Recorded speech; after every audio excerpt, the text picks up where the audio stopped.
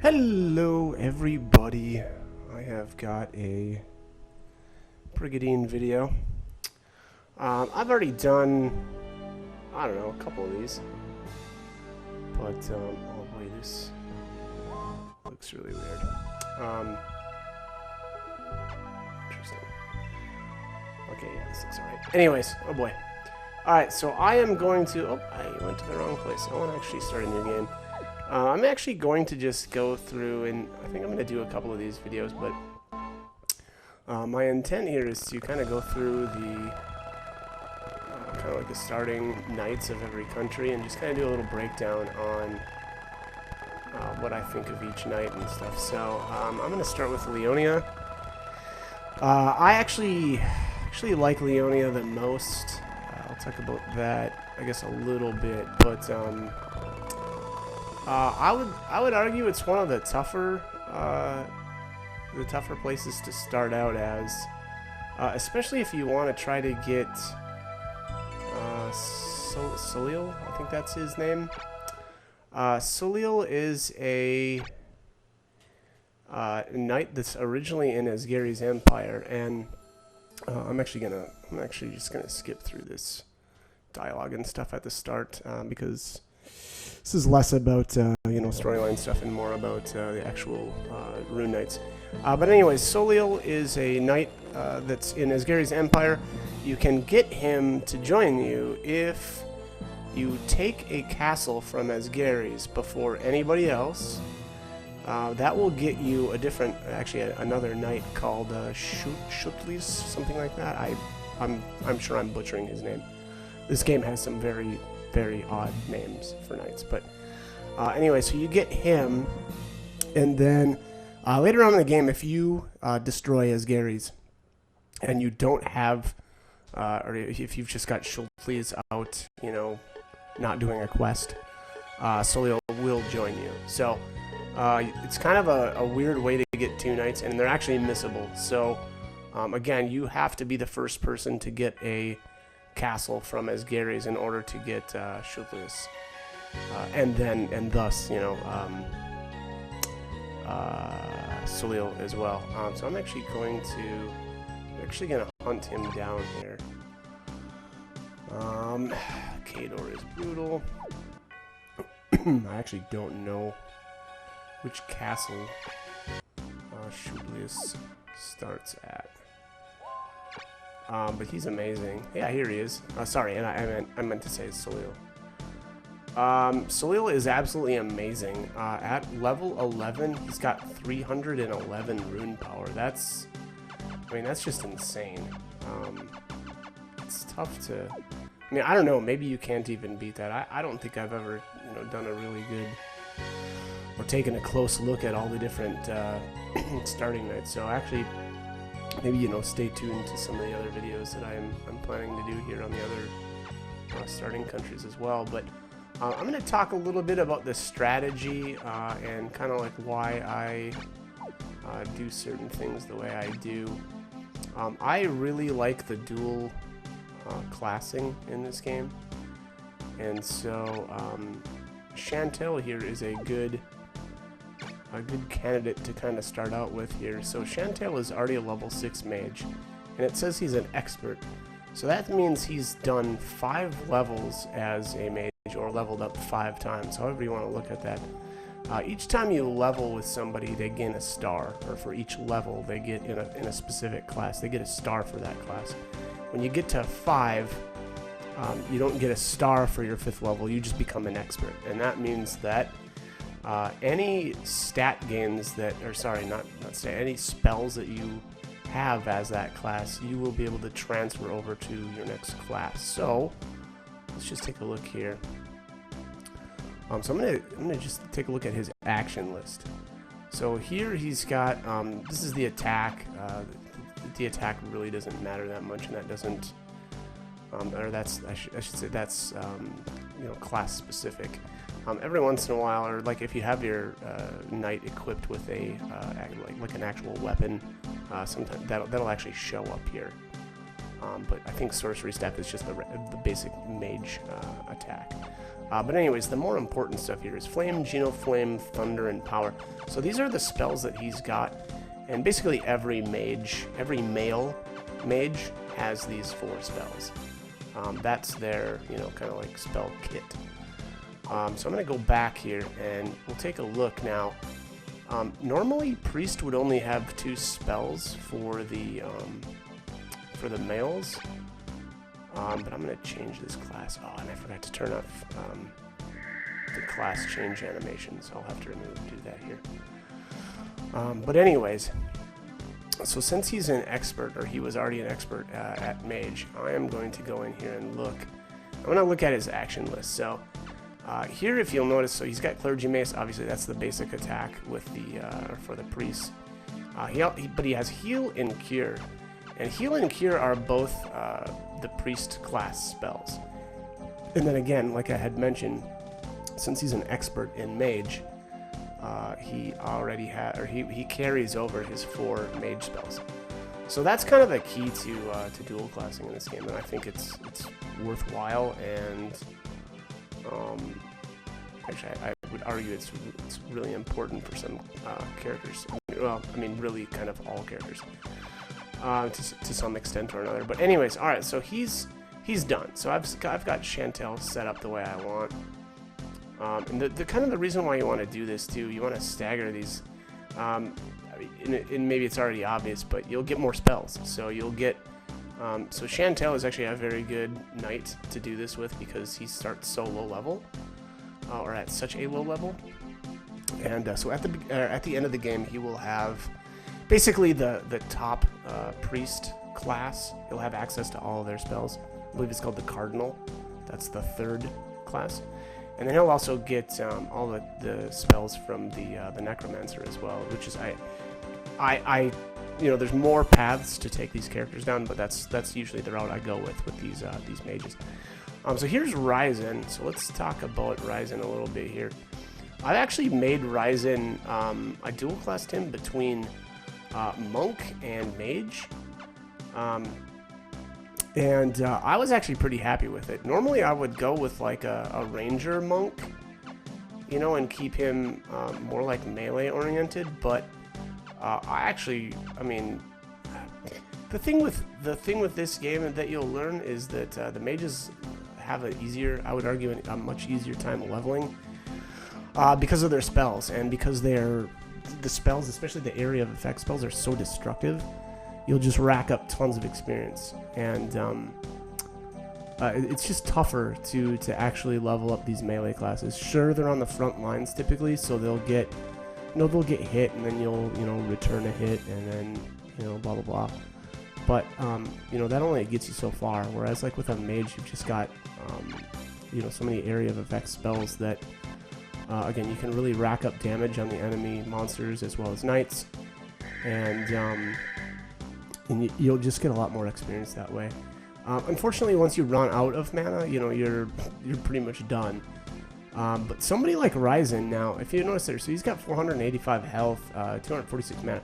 That's actually really good stats to start out with as far as HP and mana. His rune power, on the other hand, is not that great. Again, because he's already level 11. I mean, if you even just comparing Chantel and Ryzen, Chantel has more rune power at level 6 than Ryzen does at level 11. So that's an issue. But I still think that Ryzen is worth using, and so that is what I will do. All right, so that's those two. Actually, I really want to talk a lot more about these the actual characters that we've got. Maybe I should have started here with the Lord, but I think we'll end with her instead. But anyway, so let's move on to Whistland. So Whistland has 2 knights here that are very similar, Philo and Sophia. These 2 characters are both pretty good. I like them. And what we need to do here is, and maybe this will be obvious to you after kind of what I've already talked about, but I'm going to make them both into enchantresses, and or enchantressai. I don't know what's the plural of enchantress. Boy, I need to turn this off. I don't like the class change. I mean, it looks kind of cool, but If you've seen it once, you've seen it a billion times. Let's actually do that right now.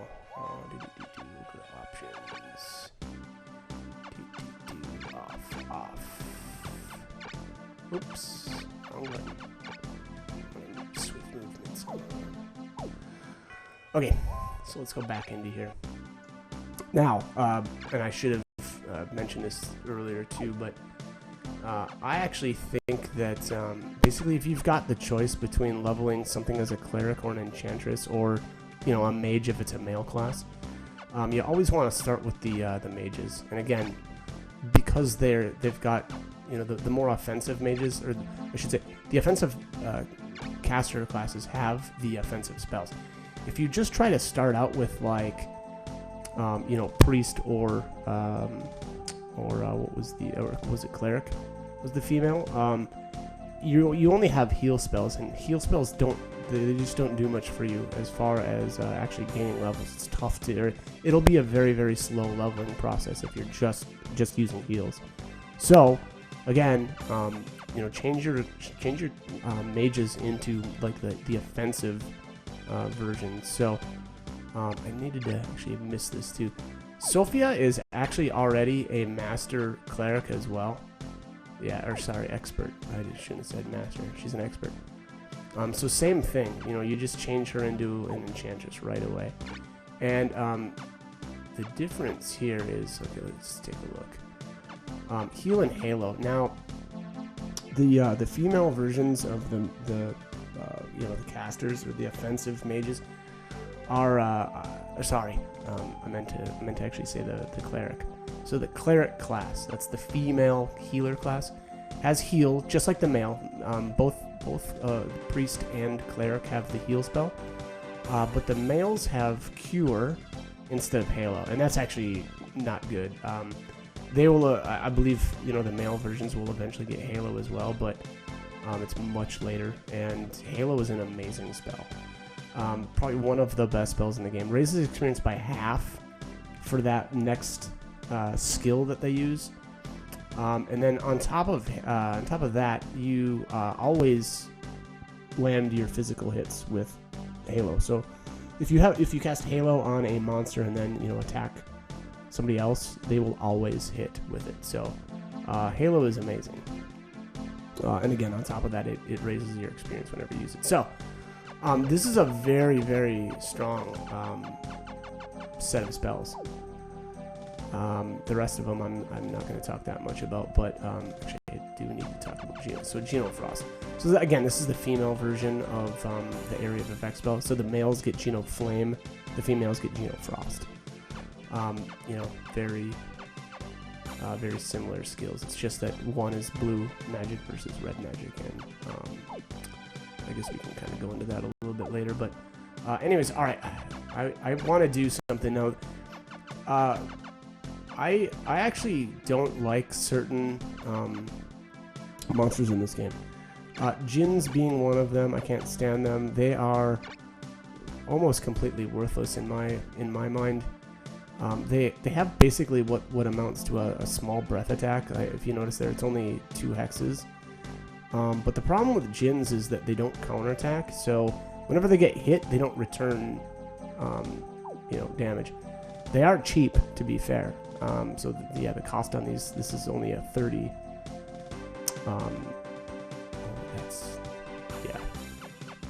I just don't like them. They're garbage again, and for the reasons that I've already mentioned. So I'm going to delete those. I actually don't really like Griffins either, so I'm going to get rid of this one. And the reason why I'm actually deleting these is because all of the monsters have an upkeep cost, and at the beginning of the game here, I really want to get set up with I want to get set up with certain monsters, so I don't want the upkeep costs of these monsters that I don't plan on using, or that I don't like. So that's why I'm doing that. Oh, I need that. This is actually perfect. So one other thing, when I set up my units, I always like to have a unicorn and a pixie. These two monsters are insane together. Because the unicorn upgrades to a Pegasus, or can upgrade to the Pegasus. The other upgrade path is, in my opinion, completely worthless. But the unicorn gets 2 magic spells. So heal and cure. These are basically the same as the male healer class, the priest. But it's in a monster, and this monster is super cheap. It's only 40. It only costs 40, and then 40 rune power. I should have mentioned that too. So rune power is over here. If you notice here, I'm at 130 out of 193. So you can't go over. That means you'd have to switch something up so that you can get that back under there, or back under the your maximum. But anyways, yeah. Again, so Unicorn's really good. Pixie as well. So Pixie starts out with the silent spell. I don't usually use that ever. Sometimes if that's the only spell that they can cast, I'll try it. But it actually is kind of useful because it prevents casting of magic. So again, it can be good, but I usually don't use that. Protect is amazing though. Not even just for like your front line, and I'll do a mock battle, or not necessarily a mock battle, it'll be a legit battle, but I'll show you exactly how I set up and why I think Pixies are good. Wyverns are actually really good too. They upgrade into Bahamut's, and Bahamut's are pretty amazing. They're basically a dragon, so these two look good. I'm actually going to let's send Philo up top here to Demas. And then we're going to send Sophia down here to Adrian. Alright, so let's move on here to the next set.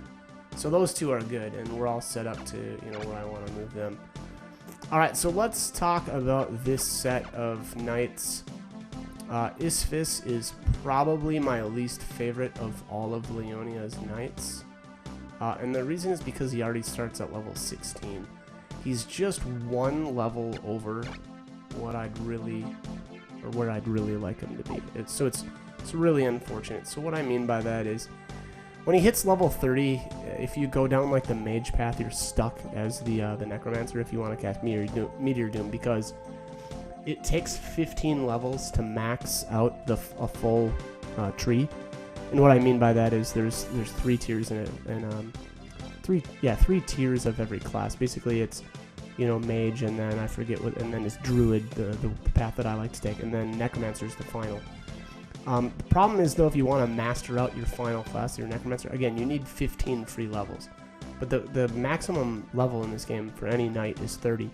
So Isphis cannot hit that. So again, like I said, if you decide to go down the mage path, which is usually what I do with him, he will be stuck at necromancer, which is not good. It actually kind of sucks, but it is what it is. He's so that's why I don't actually really like Isphis that much, and that's the only real reason why. His stat, he starts at level 16. His rune power is okay. His actual stats are pretty good too. He's got a decent amount of mana, a decent amount of health.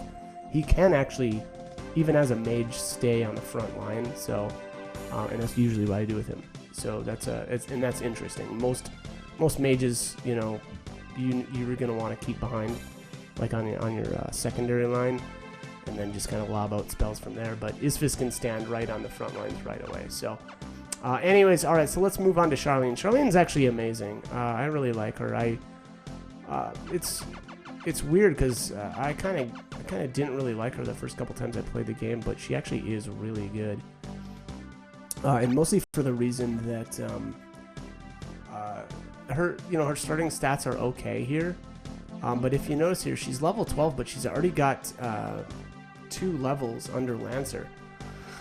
So that means she hasn't really wasted any levels, and so what I actually end up doing usually is I'll do 5 levels as Enchantress, and then I'll swap back to Lancer and finish her other 3 levels, and at that point she will be level 20, and then you can go back to like the mage route. Excuse me. So basically at the end of the game, with her, I usually end up as a whatever and I forget now what the 3rd tier Lancer is called. I can probably take a look. Valkyrie, that's what it is. So at level 30, Charlene can have Meteor Doom learned as the Witch, which is the final class in the Enchantress. Because again, it only takes 15 levels under the full mage path to basically to max out, and then you can carry all those spells over to, you know, whatever class you want to finish out as. So again, she actually can end up as a Valkyrie and have Meteor Doom, and she can, I think she can only cast it once, which is fine, because again, she's you know, more oriented to like the physical path because of the Lancer, but you know, whatever, it is what it is. So yeah, so that's what I do, and she actually does pretty good on the front line as well. If you notice there, she's got 506 health because she's already level 12. Her rune power is okay. Yeah, it's alright. Unfortunately, though, her MP is really low. And that shows because, unfortunately, that does hold her back when it comes to leveling. Because if you just don't have the MP to cast spells, well, you know, what good are you? Or I should say, because she has such low MP, it's tough to, you know, really level her quickly. I should have said, but again, she's got that interesting, you know, aspect where she can kind of stand on the front lines and do fairly well. Yeah, so actually really like Charlene. Langoborg, honestly, I think he's Leonia's worst knight. He actually might be the worst knight in the game, if I'm remembering correctly. I don't ever use him for anything. Actually, does he keep his healing spell? No, he doesn't. Wow, okay. Actually gonna change him back to Cavalier. I likely won't use him. I usually never use him, period. And that's because, I mean, look at he's got 138 rune power at level 10. That's really bad. Scorpions I don't use. I don't like them really at all. They poison, which can be nice, but they have very little health. Their defense is really good, but they just don't have a whole lot of health to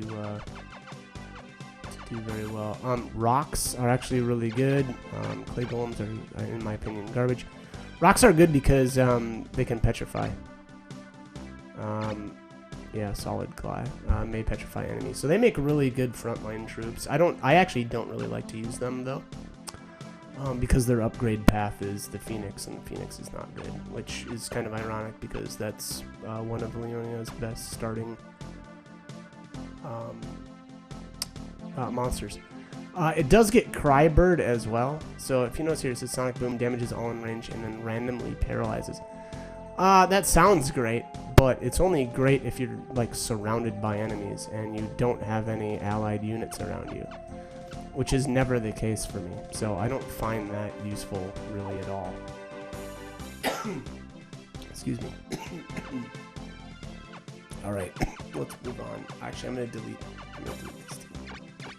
It's actually super risky. I don't think I've ever started started this aggressively with deleting my monsters, so we'll see how this works out. But alright, so let's get into, I think this is it. Yeah, we're on our last set of knights here to talk about. Okay, so Lioness. Lioness is your lord or lordess or queen. Well, she is a queen. She's amazing, which is good because, you know, she's your lord or whatever. Alright, so why is she so good though? 2 words, Holy Word.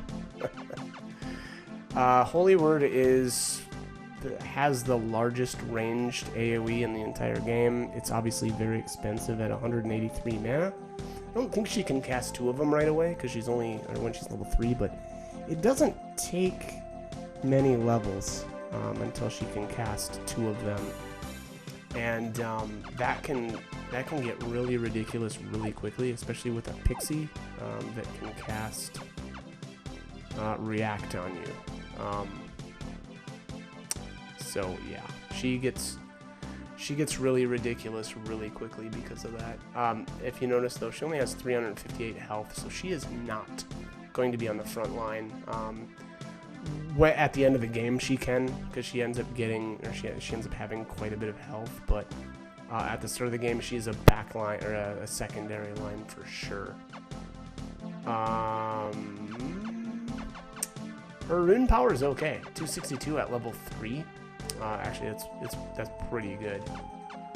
But unfortunately, I don't think her rune growth is very good because, if I remember correctly, in this last game that I played, Kill-Off at level 30 blew her out of the water for rune power. Maybe I got like unlucky with levels or something. I don't know. But anyways, so let's talk a little bit about their Holy Gryph.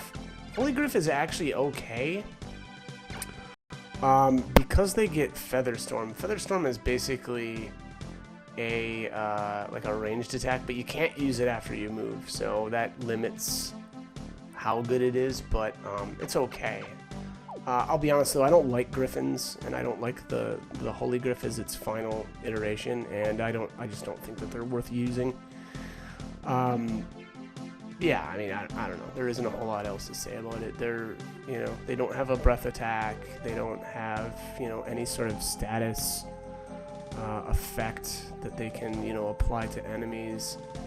So again, it's really only that Featherstorm, because you can kind of use it. They can kind of be used as an archer in a way.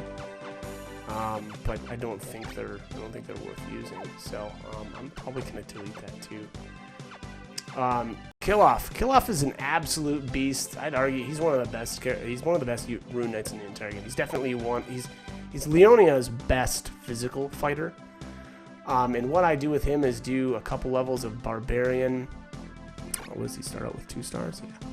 So he needs to hit level 6, and then I switch him to Ranger, and I do the Ranger path. And so basically at the end of the game, I end up as a Shogun, which is an amazing class with a ranged attack, and then it'll have the Shogun's hit rate. It's like a plus 20% hit rate. And then I go with the, since I do all the levels with Grappler as well, it'll have 10% crit rate too. So that's how I build basically all of my male fighters. It's a brutal combination. Alright, so let's talk about the Phoenix. Now, the Phoenix is the other leveled up monster that Leonia gets. Actually, you know what? I am going to keep that other Griffin too. I'm not going to delete that. Yeah, I'm gonna save that. Just for the initial push, because we're gonna try to take a castle off of Asgary's right away, and I actually think that having these promoted monsters will actually really help us. So I'm not gonna delete those, but quite yet. I will probably delete them eventually, or give them away to another country so that I can kill them. But anyways, Fireclaw Heal Voice. Heal Voice is actually just a big AoE heal.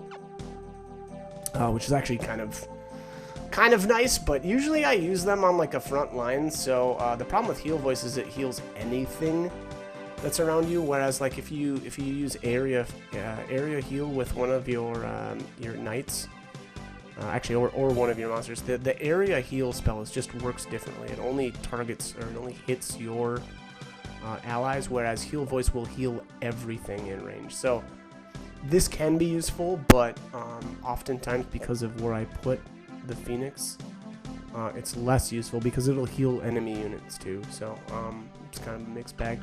But it does have the HP recovery by 10%. So this is, I mean, actually, that ability is amazing. It makes these things, really tough to kill, really tough to take down.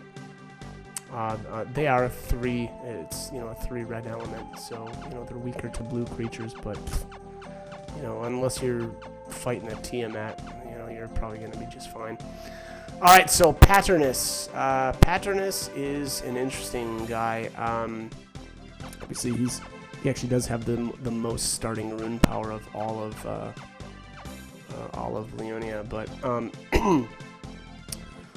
the problem with Paternus is he, unfortunately, already is level 20. So when it comes to dual classing, he will if you go down the mage path like I do, he will end up on the necromancer, and you will not be able to swap to cardinal. And unfortunately, he doesn't even have cardinal mastered. So when I swap him over here, he's gonna lose. I think he loses holy word. So let's just take a look at that. So heal, area heal, cure, halo, divine ray, holy word, flight, and charm. Yeah, he gets charm from that blue. Okay, so let's change him to mage, and then we'll take a look at his magic. Heal, area heal, cure, halo, divine ray. Yeah, he loses holy word. He loses charm. Did I miss something else? I don't know.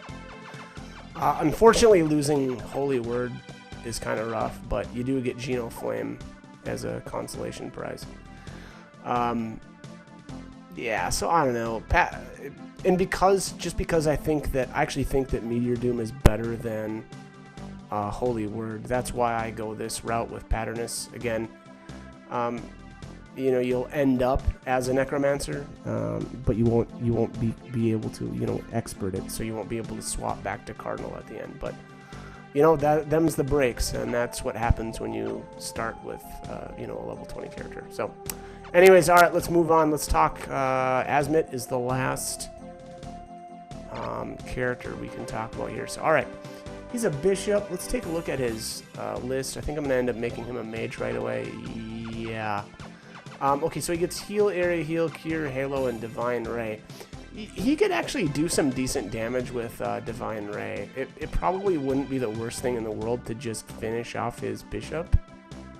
You know, so get to level 15, and then I'd keep divine ray.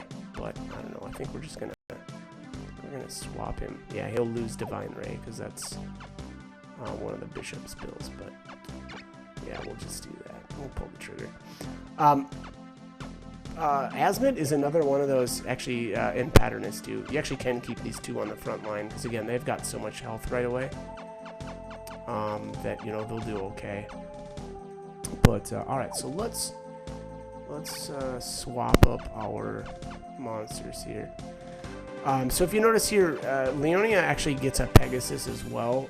Pegasus or Pegasi, however you want to say it, are amazing because they get Halo. So they keep heal and cure. That's the original 2 spells that the unicorn gets.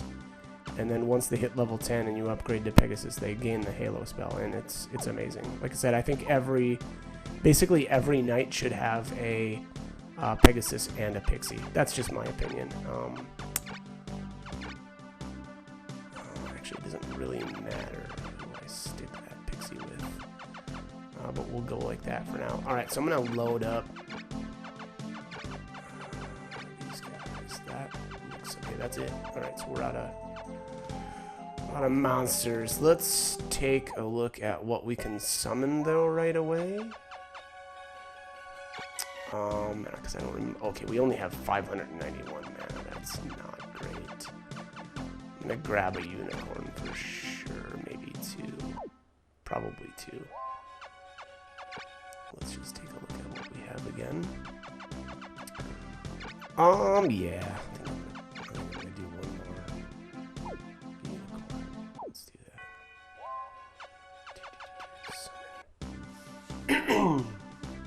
Excuse me. Alright, so we're down to 371. 151. Okay, I can grab a Pixie too, so we'll just do that. Alright, so we basically have run completely out of mana. That's all right. So mana obviously is what you can purchase monsters with. Keep in mind again, every monster has an upkeep cost though as well. So you know, basically you get income from your castles. Obviously, the more castles that you have, the more mana that you'll have, or the more mana that you'll gain every turn.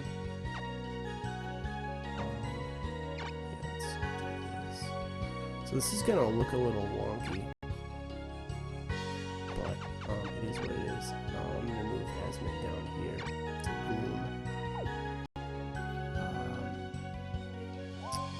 And actually, you can kind of cruise around and look at what your other castles can provide. This castle is basically garbage. They don't have really anything that's decent as far as summon monsters. Same with this castle. I don't really like any of these monsters. Centaurs can be good, but I'll be honest, I don't really like them that much. I think that I like the what is it? The Mandrake? I think that's the name of it. Mandrake, in my opinion, is better. They're a front line, super beefy, and then when they upgrade at level 10, they gain a range attack. Sorry, and it's got really good range, and they can peasy. Those monsters are okay. Talus is where all of your best monsters come from. Basically, that's the case with every like capital city. They generally you can usually summon more monsters here. So here's a Mandrake. I actually probably should have summoned one of these instead of one of my unicorns, but hey, you know what? It'll be fine. Pixie's obviously again really good. Pixie Unicorn. So they have like the two monsters that I think should accompany every single knight. You know, right here in the same spot, and they get angels as well. So and angels are really good. So unfortunately, they are really expensive though, so we're not gonna be able to buy any right now. And I'm sending Azmit down here to Gloom because you can get dragons here, and dragons are just brutal. Best monster in the game. Well, they can be some of the best monsters in the game. I mean, I'd argue that they're probably your best frontline fighters anyway, just because they've got so much health, and they get breath attacks, and they get incredibly destructive. I'm actually going to nuke these two giants, because again, I don't really want to use those right now, and giants miss a lot, and they're really difficult to level, so... Alright, anyways, I'm going to save here, and hopefully I'm going to make sure that I don't save over my actual game here.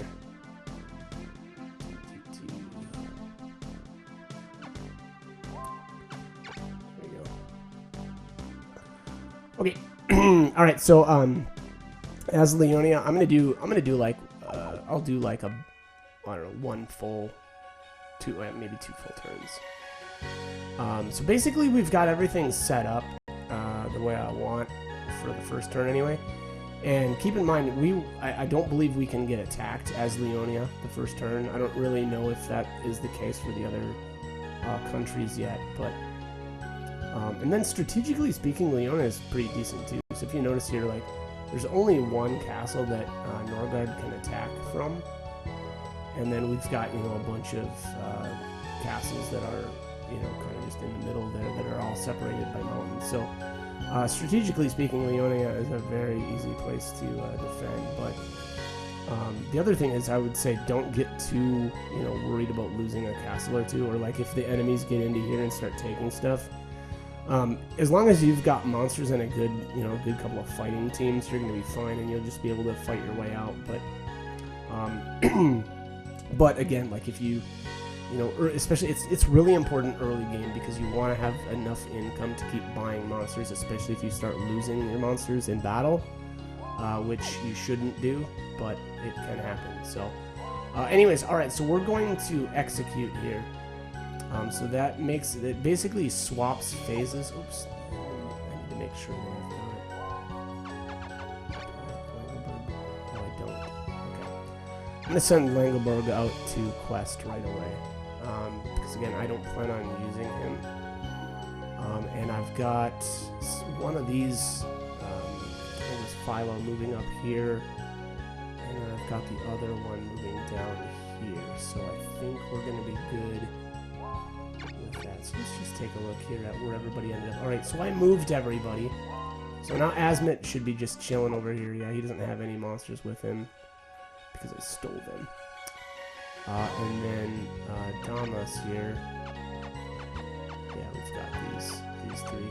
And I'm actually going to need to move somebody up here that has some monsters basically right after this first turn. Because Norgard will most likely attack, because I've deleted those monsters. Which there's a case to be made that I shouldn't have got rid of all of those, but we'll see. We'll see how this next turn plays out. So anyways, alright. Now that I've moved everybody down here, I could attack, but only with Chantel and Ryzen. And, I mean, they have no monsters, so there's no reason to do that. So we're just going to execute the attack. And then here, like I said, Leonia basically gets a free turn. Here's Langoborg. Oh, I got a Death Rod immediately. Attaboy. So that's all Langoborg is useful for, in my opinion, is questing the entire game. He doesn't have enough rune power to do anything with, so there just isn't a reason to do anything other than just quest him. And you do get, you know, knights for questing and stuff like that. So that's he actually does, you know, he's useful for that and that alone. All right, so obviously I skipped through all the dialogue because I just that's not what this video is about. But I'm gonna just take a look again.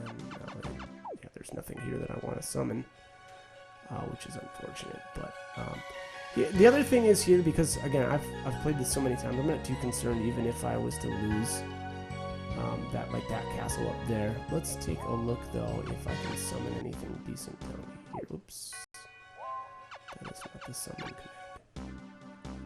command. Unicorn. That's about it. Yeah, I'm not impressed with the rest of this stuff. So I'm gonna quest Langoborg again. 1, 2, 3, 4, 5, 6. Perfect. And then let's do this. This is kind of my sneaky trick. So, alright. That actually worked out really good. So I've got enough mana, because I deleted all those monsters. I've got enough mana to summon 2 dragons. That's actually going to work out really good. So I'm going to move Azmit to... I don't know if I want to use these... Actually, yeah, I'm going to do that. I'm going to move them... Okay, so the problem here is... because you can't move and then attack on the same turn, and we are in a rush to take a castle from Asgary's. I actually don't think that these dragons are going to be... I would like to use those dragons, but the problem is... Oops, I need to actually move them to Azmit. That would have been really bad if I would have just left them here. There we go. So, okay, anyways... I could send Azmit out to quest and then hope that he just reappears because your quest knights always, when they reappear on top of your lord, or at the castle that your lord is at. And we could get lucky, and Azmit could come back, because I'm going to attack Aston, and I need to take this castle, basically. And we could get lucky, and Azmit could come back, and then he would have the dragons here. Or, you know, would end up here at Aston. But there's no guarantee that he's going to come back on the next turn. And I don't really want to lose this castle. So I think I'm just going to send him up. Yeah. So, okay, let's just make sure I've got this all, oops. And of course I'm fumbling around. Quest. Nope, I didn't. I forgot. Awesome. Okay. So, executing the move, that sends Langoborg out to quest, as well as moves Azmit up here. I mean, I'm really hoping that Norgard doesn't attack me up there, because that would be annoying. And let's see who we're up against here. This doesn't look too bad. There's a lot of, excuse me, there's a lot of what I would call beef here. This is just mostly, or meat. You just say meat. There's a lot of health that I'm gonna have to try to cut through, and that could be a problem. So we're probably gonna really need to focus on the knights, but you know, it is what it is. And we gotta get it done anyway. So, all right, we can use Linus, kill off, and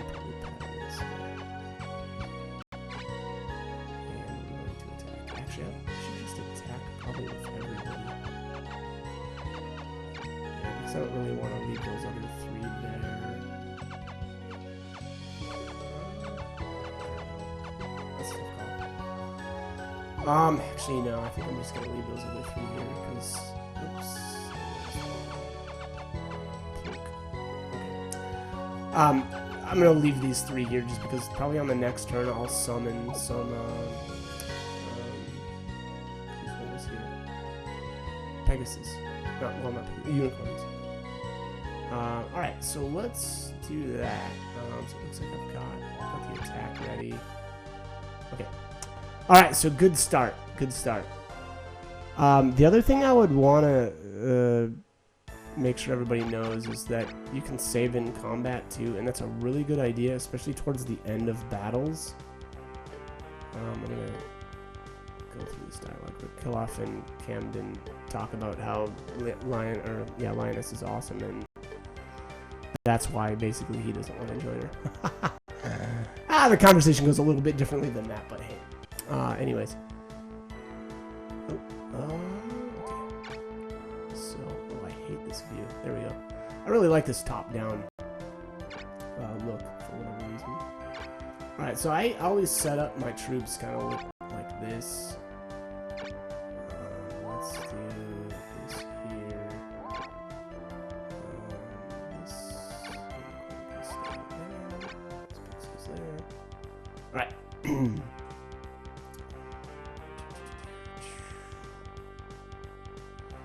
So yeah, anyways, like I was saying, it's really a good idea to save in combat. Now, only though if you've got a save outside, like on the actual, like on the field, I guess you'd call it too. Like, don't save over your field save, because if something goes wrong in the battle, you want to be able to like load from the map.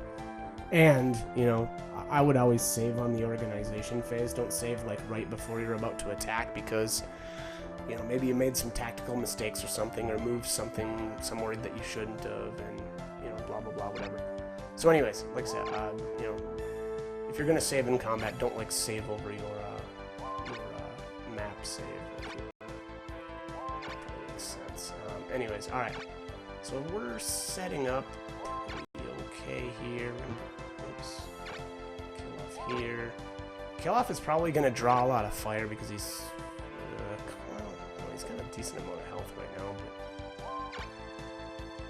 But, anyways, let's see. I'm going to move this up here. So this is kind of the way I always set it. So basically, you've got a front line. Maybe that's obvious. Again, because Paternus is such a high level, he can stay out on the front line as a mage fairly easily. And then basically your second line, so I've got a Centaur, so he'll be able to shoot through onto like their front line. Lioness obviously needs to be protected. She has so little health. Same with this Angel.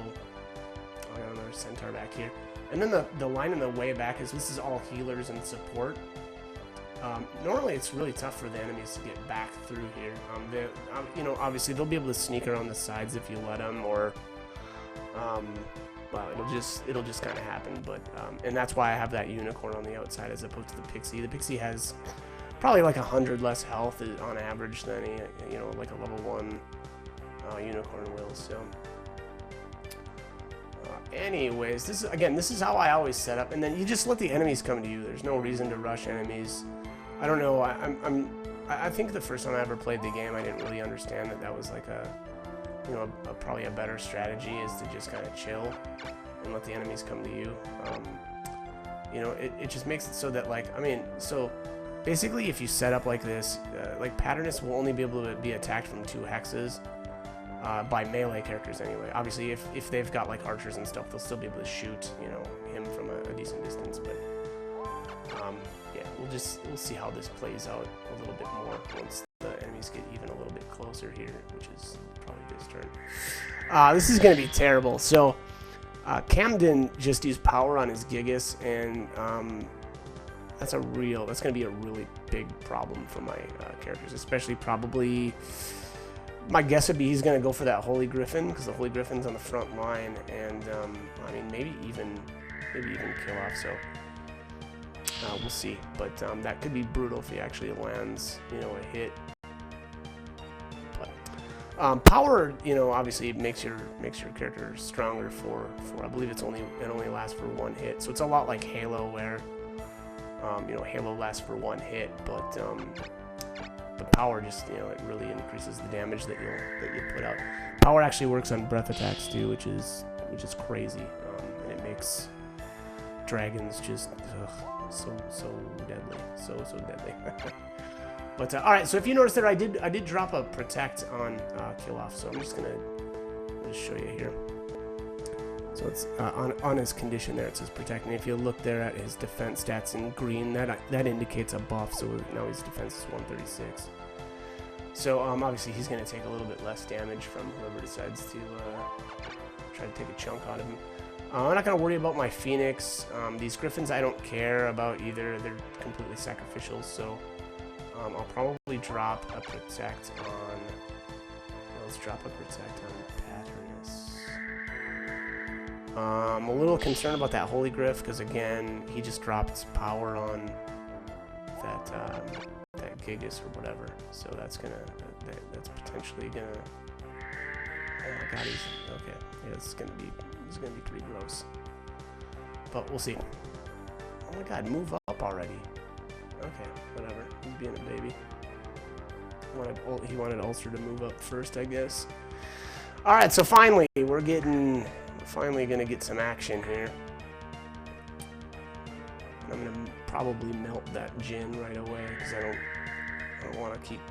Well, he'll only be able to do 1 more breath attack, because Jins don't have a whole lot of mana, but it's gonna hurt. There you go. That actually was probably fine, to be completely honest. Again, I don't really care about that Griffin, or either of the 2 Griffins that I've got. So yeah, no big deal. So there I'm gonna obviously use my Centaur. I'm not gonna do really anything else here. We have our 2s. Oh. Yeah, I'm gonna heal. Yeah, man, he got chunked out really bad. Jeez. But that's what happens, you know, with a powered up black. He's got 1 black innate, and I've got 1 white, so that's, you know, it's gonna do a little bit extra damage. But that's it for kill off Screw. All right, so this is where we've got to make some decisions here, and I'm playing on an emulator, so I'm gonna save my state here. And this is actually probably gonna get pretty brutal. Oh, you know what I should have done, actually? I actually probably should have used Halo on Lioness instead. Because I'm gonna Divine Ray this thing. I think I'm gonna kill this. Yeah, we're gonna chunk this guy out. So that's the power of Divine Ray, especially versus a black innate character. So plunk, you're done. Yeah, that was perfect. So Linus just got a nice chunk of experience there. Again, with Halo, I should have used Halo on her instead of healing that Griffin, because again, I don't really care about this Griffin, and this Unicorn actually could have done the healing, but you know what, it's alright. You know, I would have probably gained a little bit, or I mean, I would have definitely got a lot more experience for that, but it is what it is. Mistakes were made. I am going to hold off, actually.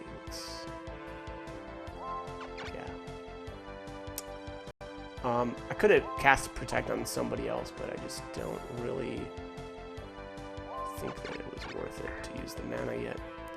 Probably wait until the next time that thing comes around, and we'll just drop another Protect on kill off. So, I think this is. What are we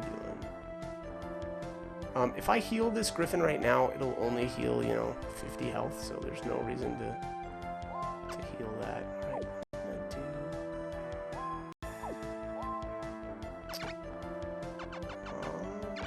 Flame.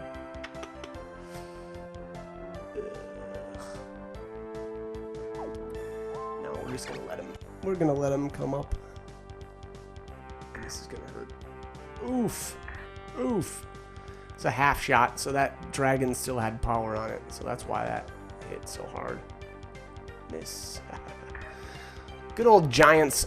Giants, if you like to use them or want to use them, Halo is your best friend, obviously, because again, their hit rate is so bad. It's just really, and they miss all the time. So they just, you know, that's a huge problem.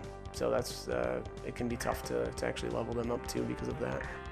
Because I mean, you just don't have any other options. So like I said, Halo is the way to go with them. But all right, come on, punch. All right, so they're moving into range now. So I'll probably drop an AOE maybe, and then this next turn we'll see. Yeah, move up, move up, move up. Come on, get up in there. Yeah, hit that Phoenix. That Phoenix is just gonna be, yeah, I mean, that's just silly. Phoenix is gonna do some really good damage, and it probably won't need to be healed at all, is my guess. Okay, so right now we've got a dragon on the front line, and that is not a good place to have an enemy dragon, because it's gonna be able to use a breath attack, which it will use right here on this row. So it'll hit this griffin, it'll hit this angel, and it'll hit my unicorn in the back. So what I'm going to do here is actually use a feather storm on it, because I don't think it'll be able to return a hit on me. Nope, I was wrong. Okay, you can counterattack a feather storm apparently. But whatever. Alright, and then we're going to Divine Ray it.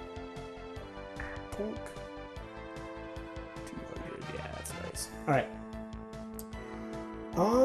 Let's do, really think of that chunk he got taken out of him there. A big nasty dragon. And then we're gonna re-protect kill off, because I'm guessing that his fell off. Yeah. And there was a good argument to be made that I should have like just kept a protect on him at like on literally every turn, but and that probably would have been smarter, but it is what it is, and we didn't do that. So, all right, at this point, I wanna hit this dragon, and the only way I'm gonna be able to do that with her is with Holy Word. So, this probably, you know, this isn't gonna hit as many monsters as I'd really like it to, but I think the time was, it was needed. So that looks good. That's a lot of damage on a lot of different dudes. Alright, so she leveled twice. She's I'll be able to like heal with her or something, you know, but yeah, that wasn't too bad. Alright, boom. Alright, now hopefully Kill Off will take out this dragon here, and that will be amazing. Perfect. Alright, so we just saved ourselves a ton of damage by taking out that dragon. If you notice there, the order that you do things is important. Obviously, I blew a bunch of mana on it. You know, I Divine Rayed it. I hit it with a Holy Word, and you can't take damage. Obviously, there's no such thing as a counterattack for magic. And then on top of that, I used a centaur to shoot it. So again, it didn't. You know, he wasn't able to counterattack. And then I finished it off with Kill Off. And again, obviously, because I finished it off, it wasn't able to counterattack. So attack order matters, I guess is how I would sum that all up. And I'm just gonna hit this thing. I don't know, maybe I probably actually should have hit this this wyvern instead, because this wyvern is probably gonna try to make its way around to the back. And yeah, that can be not good when wyverns make it around to your back line, into your pixies and stuff. Start wreaking havoc on them, but it'll probably be alright. So we'll just keep on keeping on. Alright, I'm going to drop a Geno Flame. Yeah, I'm only going to hit 4 enemies here, but I really want to get some more damage on their front line. I might be able to take out that lizard man this turn. Yeah, maybe. I don't know if I don't know. I don't know if that griffin's gonna be able to do. What was that? 130 health. Yeah, that's tough. 110. Oh, yeah, missed him by 8. All right. And I did that because I knew I'm not gonna be able to get to it with this centaur. centaur. Otherwise, I would have shot it first with the centaur. And then I'm going to shoot this giant. And then I'm not going to attack that clay because it's got... Oh, well... Actually, probably wouldn't be the worst thing ever. Actually, yeah, I'm going to. You know, you can be a little tactical with whether or not you decide to even attack with like your front line, but I mean, we're gonna knock this thing down by a punch. Yeah, I mean, at this point, unless it gets healed, it probably won't even. Yeah, we've knocked it down to the point where it probably won't even attack me. So, let's. Jeez. Yeah, I don't know if this Holy Griffin probably didn't need a protect spell, but whatever. Need to use up that mana. All right, that's a win. That's a big win. Unfortunately, I wasn't able to take down any of the enemy knights. That would have been nice because I would have got a bit more experience. But obviously, and then every time you win, you're gonna get a 200 experience bonus. So that's always nice. So yeah, boom, boom, boom, boom. Especially the the initial battles there where you're just that's a problem. Ooh, lucky. Okay, that would have been bad. If Iscalio would have taken a castle off of Asgary's there, we would have had a problem. I would have needed to reset and or either reset or go reload one of my states, just so that that we could monkey with the RNG a little bit. And what I mean by that is if you play out the battle in a certain way, and then something bad happens on the map, like again in this case, if Iscalio would have taken a castle off of Asgary's, then what I could have done is just reloaded my save and then maybe done something a little bit differently in the battle. And even just doing that will kind of like alter the RNG so that you potentially would have a different outcome on the map. It's very strange that the way that everything works, and sometimes even like sending out one knight on a quest or a separate knight or a different knight to quest and stuff like that can alter RNG in your favor. So it's just the important thing is to just play things out differently if you aren't getting an outcome that you want. So, all right. Anyways, at this point now we've got Asmit up here, and I am going to dump off these. Oh, maybe I'll use. Yeah, that's what I'll do. I'll keep Asmit up here, and I'm actually going to move Isfis around. I'm going to make him my troop carrier because I don't really like him as much. So, let's do that. This looks okay. We've got a little more beef here. Let's see if I can summon anything yet. And I actually really would like to get, and actually this isn't really that important. I kind of feel like I'm trying to be overly efficient in my turns, and I don't really need to be. The real goal here is to just take a castle from Asgary's as soon as we possibly can, and then we can kind of like rest easy and kind of figure out more on what we're going to do with our troops and stuff. I'm going to move Isfis though at this point, and I'm probably going to grab another dragon with him and just bring that up to them. Service. Let's just make sure that I've got this looking good. Yeah, that's probably okay. Yeah, let's take a look here. So I've got. Oh, that's too bad. I missed. Yeah, I missed his level 6 by 475 experience, but it is what it is, and the enemy retreated when it retreated, so there wasn't a whole lot I can do about that. It's actually kind of nice because sometimes I'm able to get to level 6 right in that first fight with Killoff, and then switch classes so that he is a range right away. If you notice here, betterness levels like basically right away. It's so weird. I don't really understand how or why that happens, but you know, when you class or when you change him to a mage, for whatever reason, it like sets his experience needed at 0. It's super weird, but anyways, all right. So we've got we actually did get 2 knights to join right away. These are Gallon Wand and Baleen. They always join on that first turn. Or after the... Actually, what turn is this? Is this turn 2? I don't know. But whatever. They always join. I'm going to send them out to quest right away. I like to do something very strange with Baleen. So I like to change her into a mage, but...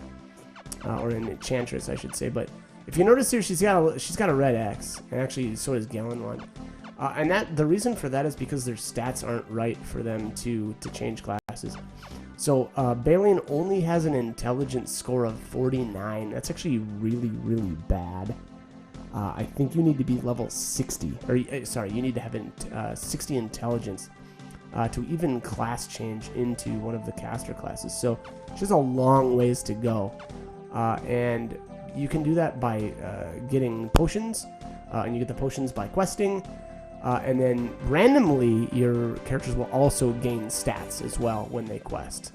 Again, it's random, and you never know what you're going to get. Sometimes you're going to get strength, sometimes you'll get intelligence, sometimes you'll get agility, blah, blah, blah, blah, blah. That's the same thing with Gallon Wand. He's only got 55 agility, and in order to class change to a ranger, I believe you need to have 60. So it's the same thing with him. These two just start off with really bad stats. As far as their rune power, it's okay. I mean, obviously, Baleen's got 30 more than Gallon Wand, and she's at level 1 and he's at level 2. So, but you know, not as bad as Langueborg at level 10 and 138. So, anyways, like I said, I normally always just quest these two for at least a while. Hopefully, they get some stats that I need, and if not, hopefully they grab some potions. But all right, so we're going to save here, and I really should have just saved stated instead of going into this save screen. But whatever, it's too late now. There's no going back. But all right, so let's get out of here, and then hopefully everything goes right, and let's actually check what I can summon here. Oh, Jesus.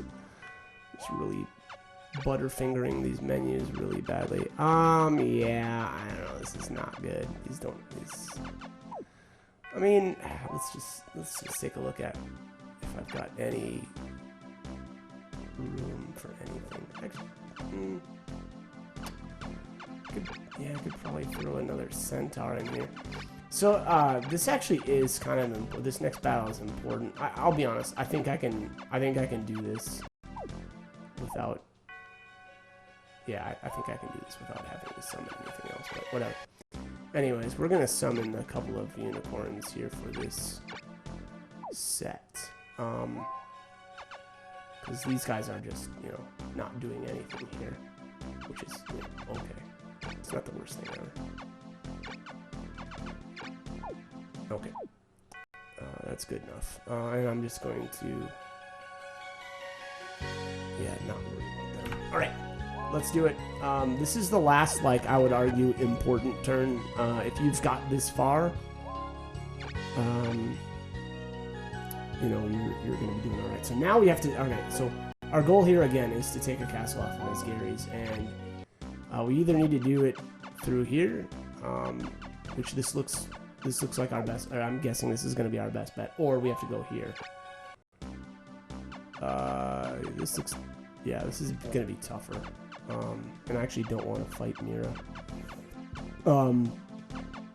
The reason being is... they've got a bunch of extra monsters just hanging out. That's weird.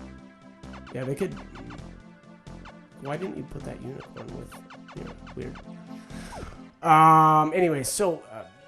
generally, there's a couple of knights that I know that other nations have that I will end up with. And if that's the case, I generally try to not feed them any experience whatsoever because...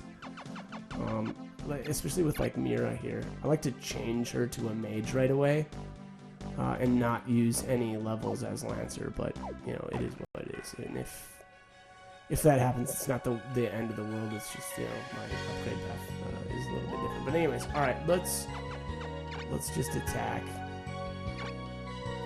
Salisbury.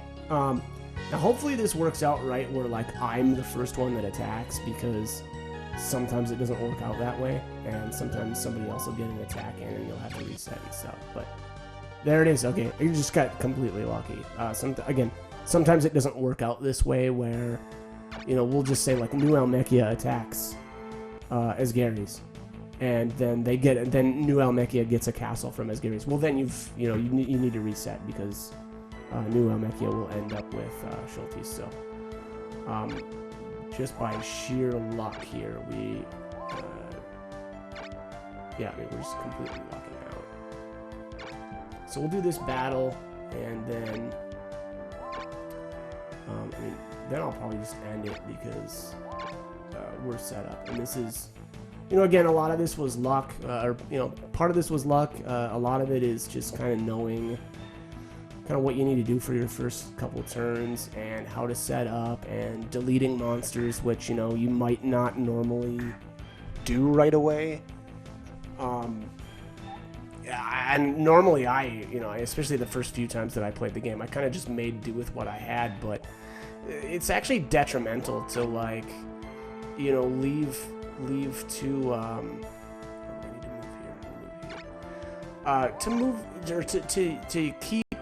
to keep two like scorpions that they're not good units, and to have to keep paying their upkeep every turn is not good, because then it actually limits the amount of mana that you get to spend on better monsters. So again, that's kind of the way I start out, and it's just stuff like that can really help you out, and especially, you know, really help out in the first part of the game, because I'll be honest, I think that for literally every nation, the first 2 or 3 turns are the only difficult turns. The rest of the game is super easy. So yeah, I mean, I guess that's how I look at it. That's how I do my thing. Wow, Protect has such good range. That's insane. I guess why not? We'll get a Protect on and kill off right away. So yeah, so this looks really good. The line looks really strong.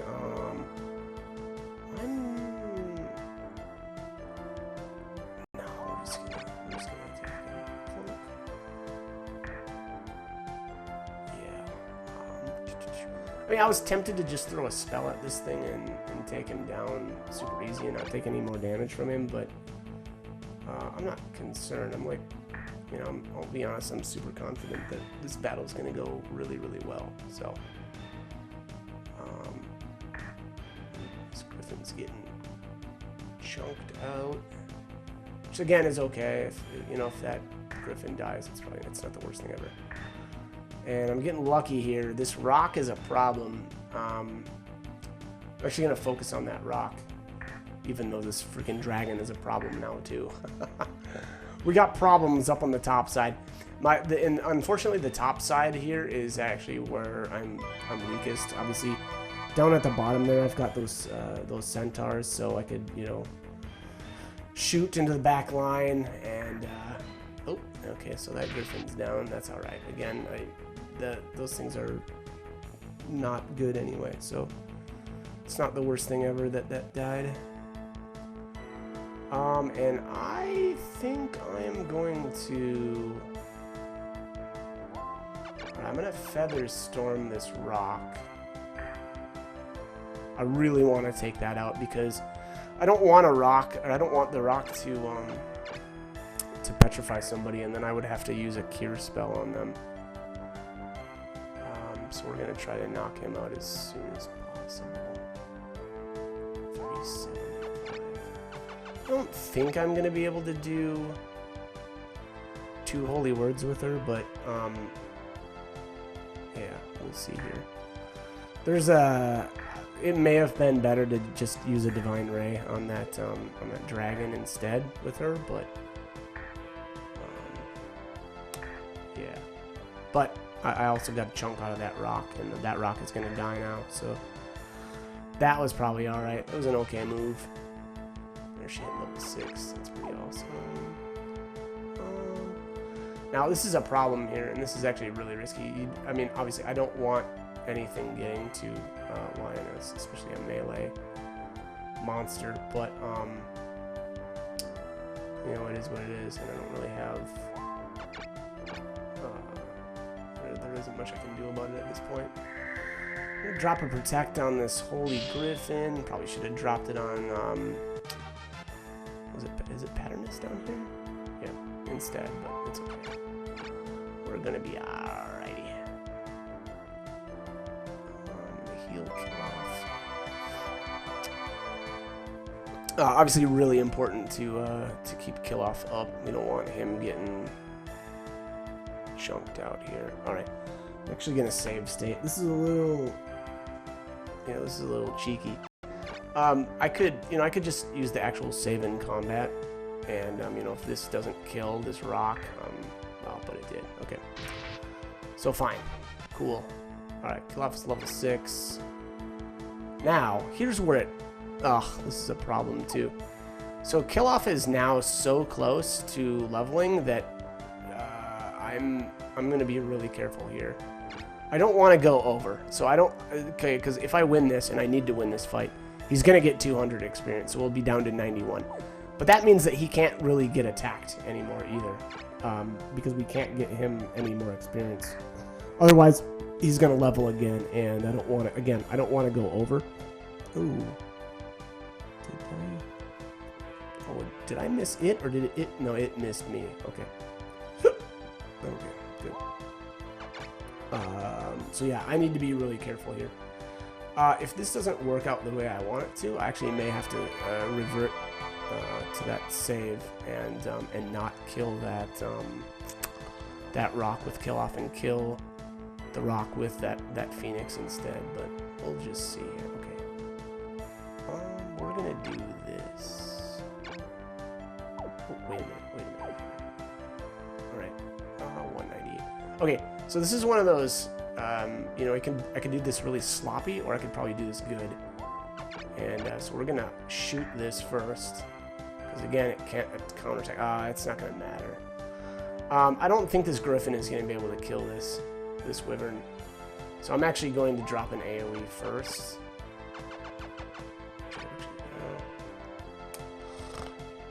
Yeah, I guess this hits enough. I guess this hits enough to make it worthwhile. And actually, oh no, not even close. I was thinking I could maybe bring my centaurs up there to try to finish off that dragon, but it's got way too much health. So we are gonna go right into here and finish that off. Yeah, that was a good call. Again, you know, it had like 100 and some health, and that Griffin was only gonna do 90, so that was better to do it like that. And let's protect. I'm actually going to protect to kill off again. I don't know the last time I cast a protect spell on him, but I think everybody else is either healthy enough or in a good enough position where they don't need that. And wow. Yeah, okay, everybody looks pretty good. Again, though, I need to really watch his... I think basically he can't attack. He can't return fire on anything, otherwise I'm going to have an experience problem with him. But we'll see. Oh, Divine Ray. Waste of mana in my opinion. I'm actually super glad that I didn't delete that Phoenix. That would have been a major mistake.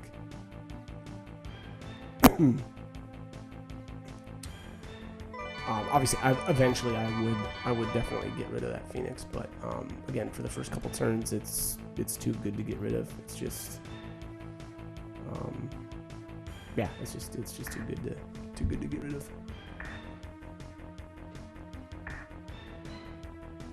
So there's a breath attack. So that's the first breath attack that I have had to endure. But and that's why dragons on the front line are so brutal. They can really mess you up really quickly. And then obviously here he's overlapping it with, you know, some AoE damage. So that's gonna feel kind of not good too. But we'll be all right. This other griffin is not looking healthy, but okay, Linus has enough mana to drop another holy word. So I'm gonna see if I can soften up something so that she can get a kill shot. I'm gonna go with that centaur.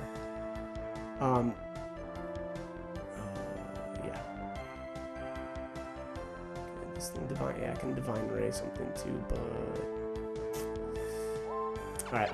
Well, let's just start this out. So we're gonna get the centaur. Ooh, nice. And let's go for. Actually, I think that'll.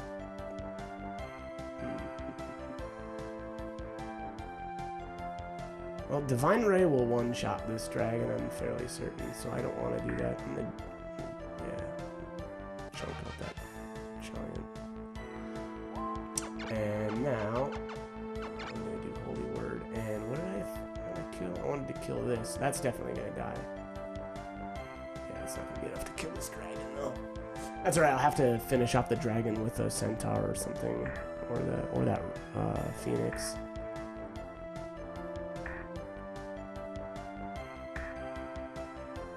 Clink, clink. Unfortunately, Soil still has a lot of mana, so he'll be able to drop another healer too. Maybe even an AoE heal. An AoE heal would be really unfortunate for me, but we'll see. We'll see if that's how it plays out. Oh, we're still good. Yeah, I really don't want to lose another frontliner, so we're just gonna heal up this griffin. And what do we have left here? I mean, I'm tempted to cast a protect on that phoenix, but I just don't think it's gonna need it.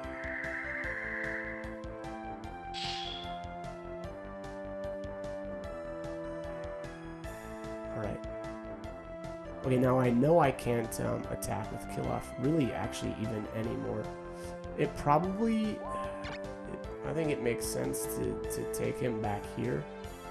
Because again, I don't want to gain any levels with him. Unfortunately, he was really healthy, so he could have absorbed another, hit or two. But I really don't want to mess up his experience, so we just got to do that. Alright, so that gets rid of that dragon, which is obviously really good.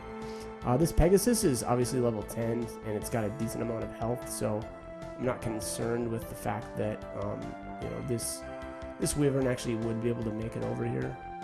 Although they may retreat now on this turn, especially because everything looks pretty healthy. So yeah, I'll be honest here, I'd be surprised if the enemies didn't start retreating this turn.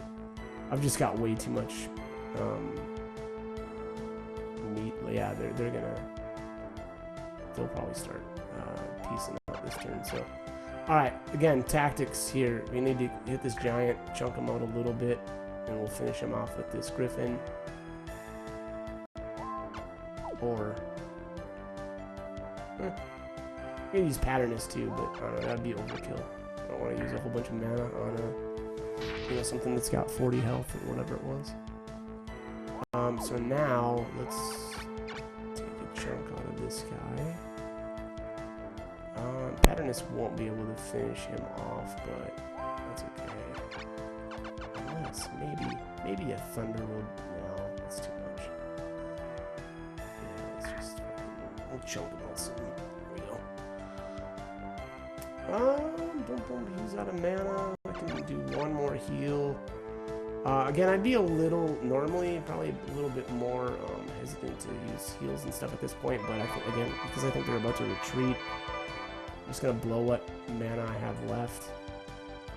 And that's the other thing, you know, with your back line like this, you do want to end like combat without mana, because that meant, you know, that there's the retreat. That meant that you did as much as you could with your mana and got as much experience as you could with those monsters. So, all right, that's that. This is probably the easiest time I've ever had taking a castle off of Asgary's in the first 2 or 3 turns or whatever that ended up being. So. All right, here it is, and here's the message. So, Queen Linus, there's a knight who would like to work for us. And here he is. My name is Shootless, whatever. This be a knight of the Elmechia Kingdom, as you know, la la, okay, I don't care. Anyways, so, like I had mentioned earlier, though, at this point, the toughest part, really, of the start of the game is over. Yeah. That's gonna be it though. So that is actually let's actually take a really quick look though at Schultes too. I think that he is a good quest knight. 171 rune power at level 12. That is not good. That is not good at all. And here we'll just be able to change kill off over. And there you have it. So, like I said earlier, there he was at, he had 291 experience to go, and then obviously at the end of the combat, he gained 200 experience, so he's down to 91. And I didn't go over. Again, I think it's super important if you want a dual class, especially, to not go over on levels and don't take like an extra level, on a lower level class, because obviously as you go, it becomes more and more difficult to level because it takes more and more experience. And if you waste a bunch of experience, or if you waste levels early on, it actually hurts you in a couple of ways. It even hurts you towards the end of the game too, because then you've got less levels to gain with the strongest classes, or the strongest classes that have the best growth. So again, just do everything that you possibly can not to waste levels. But that's that. Like I said, the rest of the game is just going to be super easy from here on out. Somehow I managed here to grab a level 2 unicorn. And a pixie. A level 2 pixie. I don't know how that happened. That's amazing. And then we're going to delete this gem because these are garbage. Obviously my main squad here. Oh, I need to actually give kill off the pixie. That's funny. So yeah, like I said, this is the way I always set up. So like, one unicorn, one pixie, and now everybody's got that set up. And then obviously I've got one extra unicorn. I usually don't stick an extra. I wouldn't use the extra unicorn in one of the squads I was actually going to use for fighting, but Schultes can hang on to it right now, so that potentially one of the other quest knights can come back and I can dump that unicorn off on them. But yeah, that looks like that's it. I don't think I'm gonna say much more about Leonia. I think that's a good start. Again, the rest of it's going to be tactics. Let's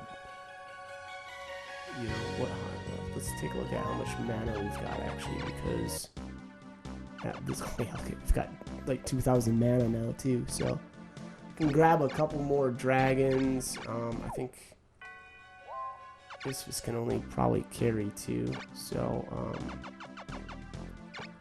yeah, let's just do that. Actually... Oh, yeah, there's 7. Actually, wow, he could actually have a third one, but actually, that's not the worst. It's actually not a bad idea. Let's grab one more, and then I potentially wouldn't have to bring him back here if I wanted to. Yeah, do something else. All right, yeah, that looks good. So actually at this point what I would do now is I'd move Isphys up here to really strengthen Damas. And I would probably just move... I would move these 3 back to Aston. Maybe. Maybe I would do... Actually, you know what? Yeah, that probably wouldn't be the worst idea ever. I would say the only other potential move that I could do here is...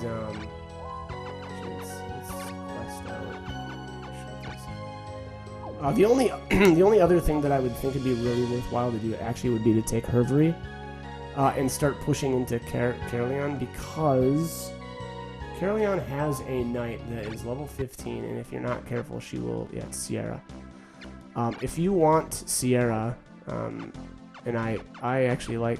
So actually, I should say, when another country defeats Caerleon, you can get Sierra and Shas, and they're actually, I would argue, they're, of the options, they're pretty good. The other thing that happens is if you take over Caerleon, you get a separate set of knights, and I don't like that other set, so I always go with Sierra and Shas. So the problem is, though, Sierra is already an expert in Sorceress, and they will not change her out of Sorceress. So if you want to not, or if you want to, you know, dual class Sierra, which again I think is worthwhile. I'll be honest though, her rune power is not very good. She's level 15 and only has 180, but she does also have 457 mana, which is monstrous at that level.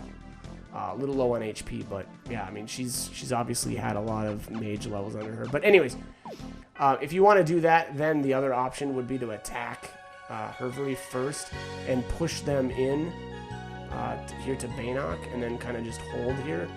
And the reason for that is because New Elmechia has a treaty with them. So as long as, like, you know, as Gary's doesn't bust all the way in here, you know, then you don't have to worry about Sierra gaining experience essentially and leveling. So and that's the case with a bunch of the other knights, but I'm not going to go through all of those. That's we're getting a little long-winded already on this video. So that's going to be it. This was like I said, major. I mean, there was some luck involved here, but again, it's just being smart with you know, deleting units that are not good and not worth using. Sending knights out to quest, moving some around, you know, to grab dragons and stuff. And yeah, and this is how it pays off. So this is probably the perfect start to the Leonia campaign. And we're gonna do this, or I'm gonna do this for some of the other countries as well. So stay tuned. Hope this guide was helpful, and hope you join me for more videos.